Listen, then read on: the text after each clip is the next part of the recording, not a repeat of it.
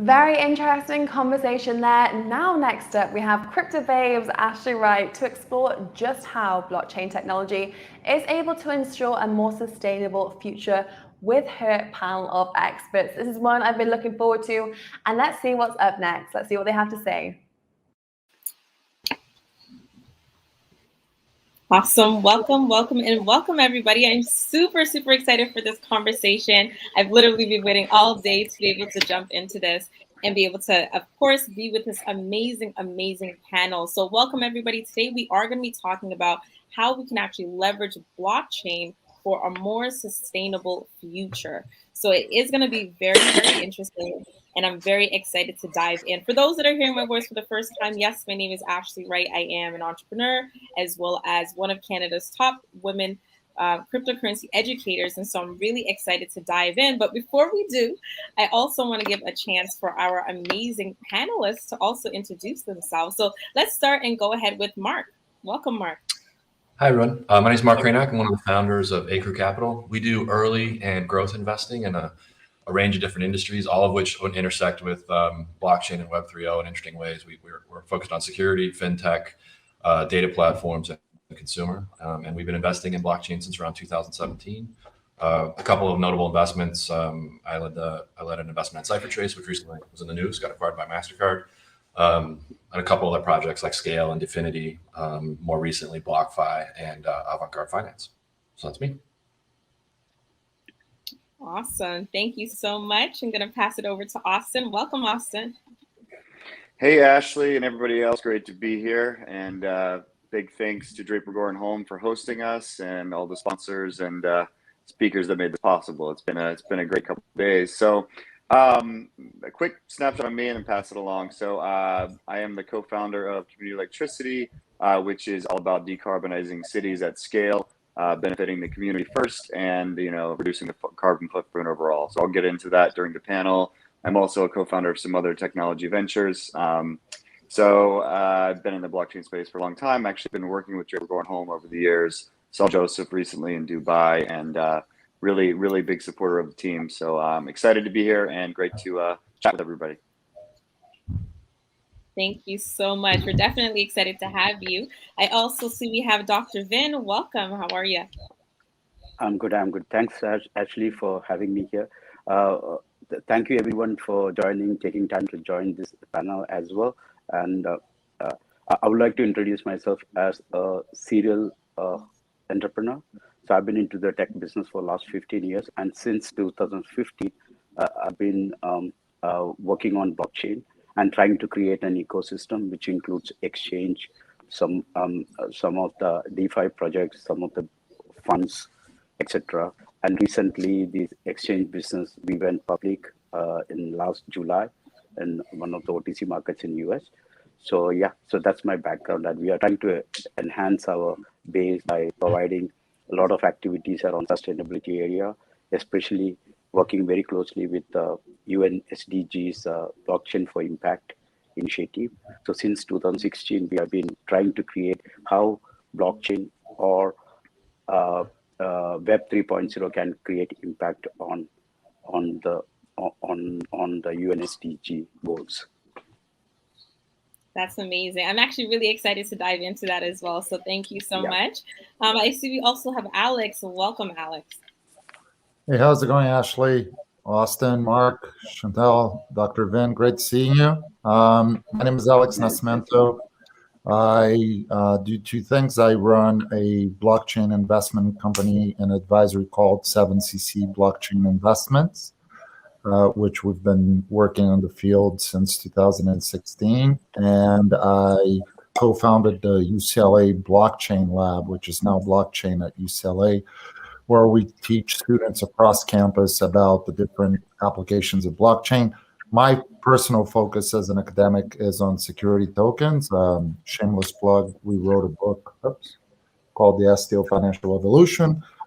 And that's a little bit about me. Get it on Amazon. Perfect. Yeah, get on Amazon. All proceeds go to UCLA. Perfect. Definitely. We check that out for sure. And of course, we also have Chantal. Welcome. How are you? I'm well. How are you? Excited. So definitely. Yeah, thank you so much, Ashley, for having me, and Draper Goren home as well. I'm very excited to be speaking with all of you and just saying hi to everyone. So my background is from it's blockchain technology and actually GIS and tracking from the University of Waterloo. A couple of years back, I founded Crown Bits Rewards, which is my company, and I'm also the CEO of it. So our focus is mainly it's a digital rewards platform. So we focus on rewards for shopping for consumers, but at the same time we also offer out payment processing for businesses and consumers as well when they shop on merchant sites. I love that. That's really, really exciting. And I also have to shout out, you're also from Toronto, which I am as well. I am, yes, Toronto. Yes, definitely, definitely. But yes, everyone, thank you so much for those amazing introductions. I'm really excited to dive in, hear a little bit more about your perspectives, of course, for today's conversation. So yes, being able to kind of dive in, of course, how we're able to leverage blockchain for a more sustainable future. Right. I want to take a step back, especially for those that are still really new to the blockchain space, maybe aren't too familiar with the technology. And really to start off by asking, what are some of the key characteristics when it comes to blockchain technology? And I'm going to kick this question off let's start with Alex. I would say that like you want a general overview of why blockchain is important. I think that it's more of a concept of embracing different players, right? So something we always go over in class is like the world as we know today has been a centralized environment where a few players control all the data and how the data transacts among different users in different industries. And I think that the thing that it's interesting about blockchain is this distributed ledger technology that allows multiple players to participate, right? And then by doing so, you bring all the buzzwords that we've been talking about for years: transparency, mutability, trustworthy, and participation of people that before didn't have a chance to participate. Great example, DeFi's. Yes. Perfect. Thank you so much. I'm also going to pass it to Austin. If you wanted to add anything as well in terms of, some of the key characteristics that make, blockchain so unique. Well, to bring it to the simplest level, I think that what Bitcoin did and what blockchain does is it allows people to have the world's greatest barter system, right? For peer-to-peer transactions, there's been no way better up until now to do it. And, going back as far as glass beads and shells, those became very easy to counterfeit and to trick people and trade them the wrong thing. But you can't do that with Bitcoin. You can't do that with any real crypto. Certainly you can scam somebody with an ICO and raise something that false promises. But with any real cryptographic transaction, it can't be defrauded. So I think what it did is it gave people the world's best barter system and the world's best time clock, and those two things are very important at the base levels of any transaction, any time stamping or logging of data. So yeah, I think it's pretty important, and it's what got me excited in the early days, and it's why 90% plus of everything I do is related to blockchain. I'm a startup guy at heart. I like building companies, and most of them are in this world. So yeah, very important, I think, for humanity. It's a piece of the tech stack that kind of leapfrogs us, just like the phone did, the computer did, cars did, the mobile wave, all that stuff. I think the crypto is a kind of another leapfrog moment for us as humanity. Yes, I definitely agree with you. And I think majority of people, they hear about cryptocurrency and they think that's the only application, but that's literally just one, right? There's so many different applications to it. So, as you start to think about, of course, today's topic and sustainability, what does sustainability really mean? I want to break that down first as well. So let's kick it off to Dr. Vin. Would love to hear from you. See, basically, if you look at any other centralized activity, there have been a lot of influence about how the things needs to be done. But if you are talking about the decentralized activities or decentralized scenarios like blockchain or any of the cryptocurrencies, or even dApps, decentralized apps. So there are a lot of things which is managed on a democratic level. There is no central agencies are included. So you can create a lot of sustainable activities around this technology, and you can roll out together. For example, just to give you some initiative, in 2016, we created this initiative called Blockchain for Impact with the support of Public Foundation and UN SDGs. What we were trying to do is trying to create all the blockchain service providers, or potentially those who were at that time active in the ecosystem, try to create impact and leveraging the 17 Sustainable Development Goals of UN, and how we can, as a blockchain initiative or as a blockchain entity, how we can deploy these and achieve the UN's goal of 2030, achieving all the 17 goals.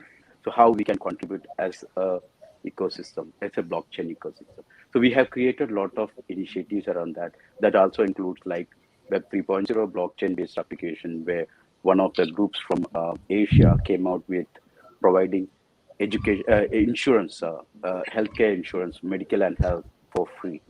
So that is right now, they're doing pretty well, and they're providing almost 2 million users, literally medical and health insurance for free.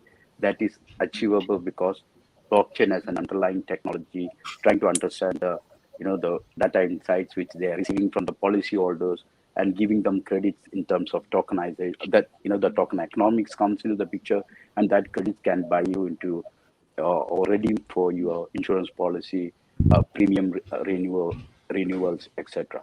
So these are the activities where the real usage of blockchain can come into. So we are also understanding that there is another education, blockchain for education also coming in. So yeah, so that's what sustainability for us, blockchain as a technology, how we can add value to it. Perfect. I love that. And I'm so happy you also gave some examples as well, so we can really get an idea of what that looks like. I also want to pass it to Chantel to also share, what does sustainability really mean, and what does that look like currently? Yeah, I mean, I think that blockchain has proven its way throughout the years to really show examples of how we can use this incredible technology. And for instance, like if I wanted to get money to China tomorrow, I'm not going to go through a bank. I'm going to be using Bitcoin or some sort of cryptocurrency, right? So I think it's really been helpful to a lot of different industries in a lot of different ways. And it's only getting more and more innovative as we go on, because we're figuring out new ways of using it, new implementations of it. So I think that it really has potential to be even bigger than what it is right now. Yes, I definitely agree with you. I think there's a lot definitely that can definitely be done in the future for sure. And I think there's a lot of potential. Mark, did you also want to add to that as well? I mean, I think you have to think about it in both ways. What does its energy usage look like, and how are those equations changing? And I think early days wasn't that great. Proof of work is very power hungry. But I think it's actually, in my view, kind of counterintuitively, it's had a really positive impact in some ways. There's a few companies out there that are finding ways to find really non-traditional sources of energy that might be wasteful, like gas flaring. There's a company called Crusoe Energy that's going and putting facilities where otherwise gas would get flared, so probably creating more greenhouse gas, still burning the gas, but using it to mine Bitcoin and maybe other protocols. So I think that is a really unique sort of turn on the tables on energy usage. But then I think what a lot of other people are talking about is the potential to align incentives around the new use cases, whether those are supply chain use cases or energy use cases or what have you, is really, really amazing. And so you can think about changing the way people think about sustainability because you can incent them differently. And I think that's really where the potential for blockchain kind of globally essentially lies, in my view. I love that. You actually said something really key that I actually want to elaborate on a little bit, which is talking about some of those use cases, right? So even when we start thinking about sustainability and what the current structure looks like, what are some of the current problems that we're facing right now in some of those different industries that you just mentioned? Well, I think energy the consumption of energy for mining is one that I think is getting addressed pretty well, and that just comes down to proof of work. Another approach to that is to change from proof of work to other consensus protocols, and there are a bunch out there that are competing. I think probably proof of stake will show up on Ethereum soon, and a bunch of other protocols that will make the energy consumption a lot lower, which will help on that particular thing quite a bit. I actually think also another great use case for blockchain. That's still pretty early days is supply chain. There's all kinds of supply chain problems in the world today. Partially, I think, caused by COVID and partially caused by other breakdowns in the system. There's a big opportunity to manage that better and to have and optimize the usage of resources. And ultimately, when you do that, you're probably working towards something more sustainable. I definitely agree with you. I also want to pass it over to Austin to kind of share, some examples of some other, problems that we're also facing right now that, blockchain could actually solve. Sure. Yeah. And just touching on kind of something Mark, sparked in my brain really quick regarding sustainability. I think in our modern world, sustainability is using technology to make our systems more efficient, right? Our energy systems, our networks, everything that we do in our daily lives, because most people aren't going to go live in a village. Like, that's true sustainability, living off the land, not polluting at all, but most people don't live that way in the modern world. So, in the early days, coal was, what started the earliest industrial revolutions. And then we realized actually crude oil is more efficient at storing energy and transferring it around the world than coal. And then ultimately gasoline, which you mentioned, is still flared off in some situations if it's too far out or unusable to some degree, was predominantly flared off overall until they realized they could use it for cars. It was a very efficient fuel for cars and other systems like that. So I think sustainability in our modern world is using technology to keep advancing and making our systems, reducing the carbon footprint. So one of the ways that I'm, focusing on that in the real world is we received and working with the California Energy Commission, a large grant for a 28,000 resident community in East Los Angeles called Basset Avocado. So you can see that on our website and everything. And there's a team currently, Felipe and others are in Glasgow at the COP26 announcing a lot of amazing things, working with global carbon parks, which we can touch on later. But in Los Angeles, the 28,000 resident community is the largest advanced energy community of its kind, using blockchain to create an efficiently managed network that gives people incentives. So full disclosure, I'm also a co-founder of CrownBit's Rewards with Chantel. So we're going to be integrating some of those reward systems into these communities to really, that's how the world works. If you give people value and an upside, they will do the things that align with that, behavior. If there's no upside, people are going to keep polluting and doing the bad things that we're currently doing. But I think we're obviously in a conscious shift overall, especially with what happened the past couple of years and what we saw the impact of what happens if traffic stops for a day or a month or a year and flights slow down. It has a big impact, but it doesn't have to stop. It just needs to get more efficient. So yeah, I think that's one of the biggest ways is creating these types of communities, learning from them, because they're not perfect from day one, and they are subsidized, luckily. So by the government, people have to opt in though, right? Like, we have to do a lot of community outreach to get people to participate in these programs. Can't force people to do it, but the incentive parts are really the most interesting things to the people and to the big companies, right? Because all these big companies are traditionally buying carbon credits, but what if there's better ways to do it than just buying and greenwashing and kind of slipping it under the rug? Like, actually create communities from the bottom up that are decarbonized from day one. So I think that's what we're going to start to see all around the world. Yes, I am very, very, very excited about that. I think you touched on quite a few different points for sure, especially when it comes to the energy aspect there.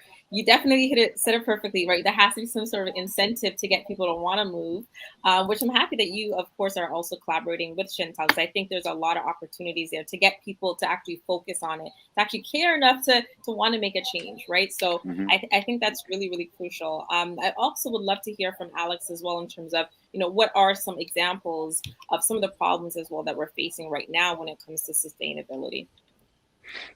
Well, I think that one of the key things that you have with sustainability is really validation of what's being done, right? So carbon credits generation, there's about like 3,000 different carbon credits. How do you validate those 3,000 different types of assets, right, in this new asset class? Where are they being generated? How are they being treated? How are they being negotiated? So as we roll into this first era of ESG, widely supported by the Biden administration, I think that blockchain, especially into carbon credits, is going to be a very elegant solution on how to like create an order for a new asset class that it's frankly like very scattered. Definitely. Yes, definitely agree with that as well. And kind of leaning towards my next question, actually, and I know Austin touched on it a little bit, which is, how do we get, businesses as well as millennials to actually be encouraged to decrease, their carbon footprint, right? How can we have, once again, some sort of incentive or get them motivated to do so? And I'm actually going to pass this question over to Dr. Vin. Would love to hear from you. So basically, for all of us, right, especially when you see the new generation, crypto, Bitcoin is becoming sort of like the in thing, right?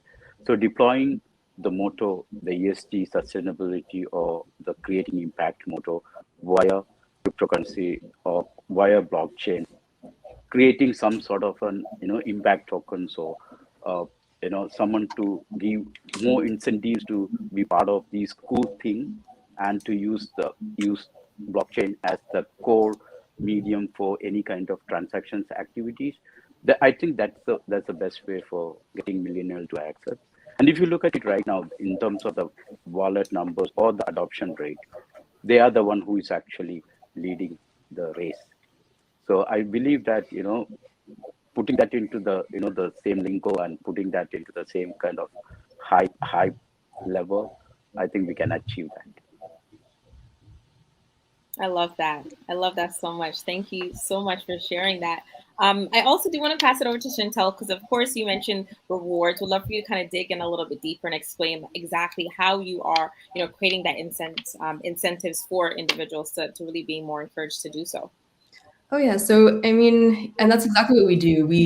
We're on the business end as well as the consumer end. So mainly what our focus is making it very easy with users, like consumers, to already use the habits that they have, businesses that have already a process and operations in place.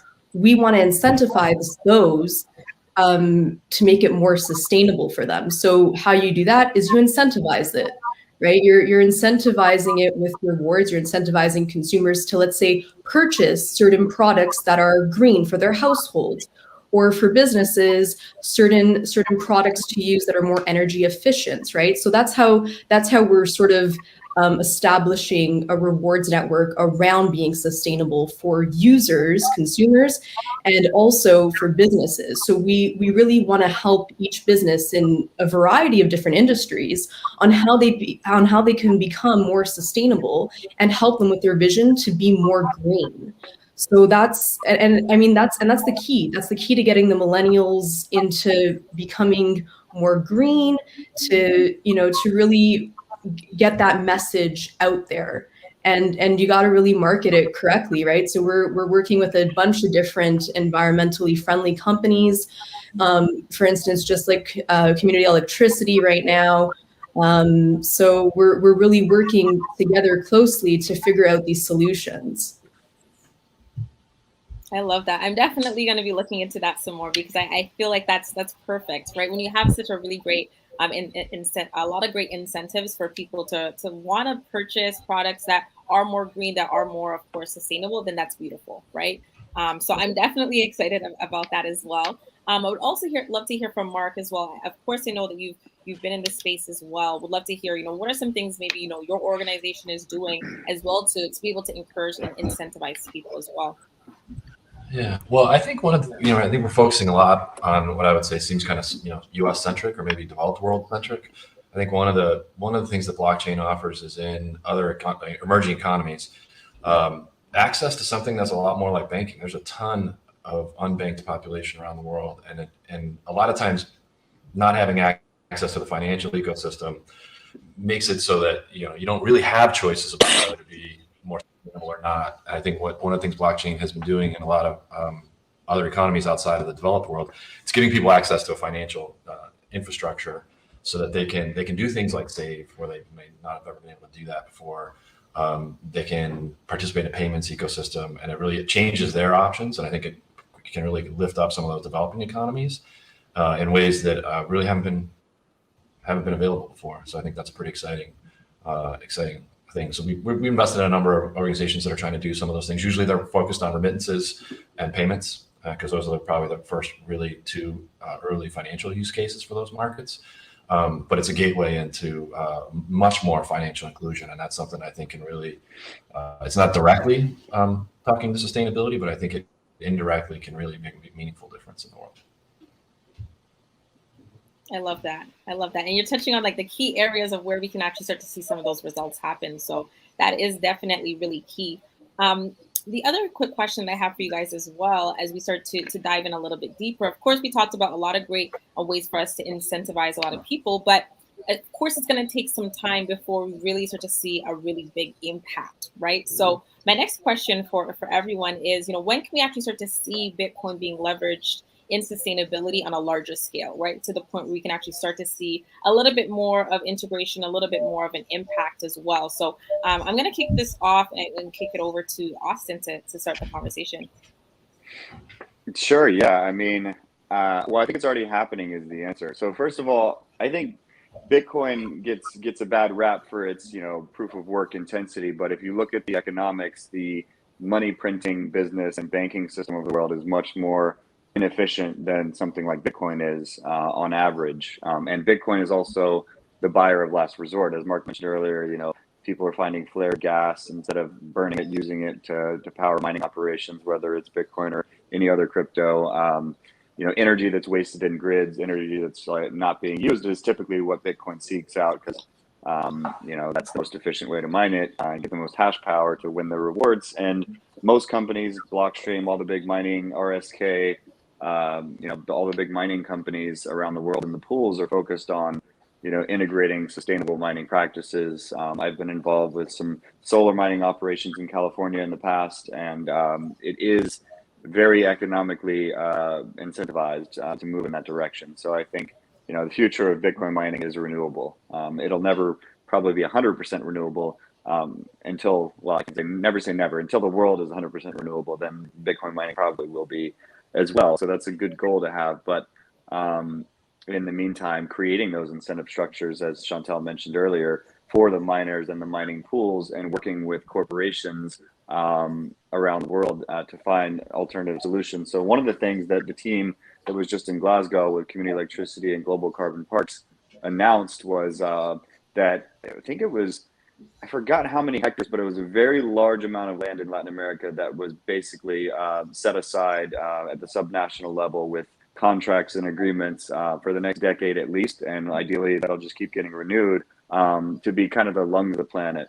And then those are going to be basically a new way to tokenize all that land and create a new type of standard or credit system that is measurable and that will never be developed in theory, right? That at least won't be developed for a very long time. I mean, because most of the biodiversity in the world is in Latin America. So the more we protect those forests, no matter what, the better as the lungs of the planet. So that's one way. It's one creative way that Global Carbon Parks team just announced at the UN summit in Glasgow yesterday, actually. So I think there's going to be all kinds of innovative systems like that are emerging and creating those incentive structures. And like I said before, instead of just buying carbon credits that are kind of produced from thin air, you've got measurable forests and measurable things around the world that can be surveyed 24/7 by satellite, and you can show that it's growing instead of shrinking, right? That's the most important thing. The wetlands are very important. I think you'll see wetland projects that will be becoming more and more a thing. Instead of building walls around cities, wetlands protect cities much better and help to sequester carbon and also help protect from hurricanes and things like that, for flooding, because flooding is the biggest problem from these big storms that we're seeing lately. For every 1 degree of Celsius of temperature rise, on Earth, you see about 7% on average more precipitation in the air, which means bigger hurricanes, bigger storms, bigger droughts on the flip side, bigger fires as well. So, the Earth's going to do what it wants to do, whether we, like it or not, but we shouldn't be fueling the fire at the very least. We should be doing our part to minimize our damage, which we haven't in the past 100 years, but now we're starting to turn the tide a little bit, and we have to. I think if we have 2 degrees in rise of temperature, I think the storms and the floods and the fires are going to get so bad, it's just going to be, look what happened in Australia a couple years ago, right? And Australia, unfortunately, keeps getting public. Now they're all on lockdown and most people can't leave. So I think we're pretty fortunate in certain areas to be able to move around a little more. But I think definitely coming up with creative systems is the way forward. I definitely agree with you. And I'm glad that you shared some of those amazing updates that you heard about from yesterday. But yes, being able to measure, our results, and be able to measure a lot of that is what's really key. And that's how we're going to be able to actually track our growth and track our success with this, as well as our impact. So I'm really happy you brought that up as well. I also want to give it over to Alex to be able to add to that as well. Yeah, no, I think that what you're going to see if you're talking about like integration of these Bitcoin mines, and I agree with Austin. If you look at the data shows that already 56% of Bitcoin mining is done through renewable energy or quasi-renewable, nuclear and hydro. And you also have other things, right? That is an evolution. You have geothermic energy, like in the case of El Salvador, that's now being used to mine Bitcoin. All the energy from renewable sources like solar or wind that cannot be stored are now being piped into Bitcoin. So we're seeing like Bitcoin, to your point, Ashley, becoming this like third evolution of Bitcoin, which now is a store of value of energy, right? So people that have energy or players that produce energy and that not necessarily can store that energy or sell it can now store it in Bitcoin. So I think it's an evolution of the asset class. I love that. I love that very much. I do want to also give Dr. Vin a chance to add to that conversation as well. Right. So maybe, I will just add to Austin and Alex comments on renewable energy and how the Bitcoin. So recently these, I'm quite surprised to see that, we have something called green coins coming up, and that actually fetching a pretty much premium from the Bitcoin price, from the market rate, mark-to-market rate. What's happening is basically at least 98.5% renewable energy mined Bitcoins in the OTC market is actually categorized as green coins, and that is fetching a premium. So these kind of, and most of the funds like, private equities or the family offices who's actually focusing into ESG and impact in a big way, they really want to make sure that, they are investing into something which is more renewable or they are green. So these are the audience for these green coins. So I think that kind of initiative is actually making, creating that two classes within the Bitcoin mining part as well. That's amazing. Thank you so much. I do want to say thank you to the panel. And I also want to be able to give you guys the opportunity to let the viewers know how can they connect with you, how can they hear and learn a little bit more about what you're working on as well. So I'll start with Mark. You can find me online, LinkedIn, or at our website, acrecapital.com, and just get in touch with me there. Happy to hear from anybody. Awesome. And what about yourself, Austin? Yeah, best way for me is Twitter, AE Davis. Just shoot me a message there. Happy to connect with anybody and talk about, doing some cool things together. And then websites, communityelectricity.io, and of course, Chantel's website, crownbits.io. Perfect. I was actually just about to have her, of course, go ahead and share as well. Yeah. Go ahead, Chantel. I was going to say LinkedIn for personally myself, just Chantel Borelli. And then, of course, the crownbits.io is the website. Perfect. And go ahead, Alex, definitely let everybody know how they can connect with you.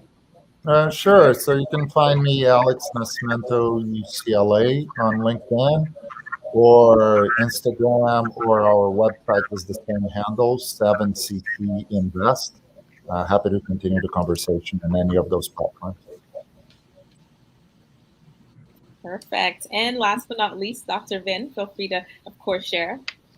Yeah, so I'll be easily found in LinkedIn, Dr. Vinman, or Twitter, say Leah, VINMANON. Perfect. Thank you so much. And of course, you guys can connect with me through Instagram or any social medias at The Wright Success. But nonetheless, I do want to thank all of you so much. You guys added so much value and really made this conversation super valuable. So I really appreciate that. And I want to say thank you everyone as well that's been tuning into this conversation. I hope this brought a lot of insight into how, of course, we can actually leverage blockchain to make a more sustainable future. So I look forward to connecting with all of you, and thanks everyone. Thank you. Thank Yeah, you. thank you so much, Ashley. Thanks, everybody. Okay, Great panel. bye-bye. Bye-bye. Cheers.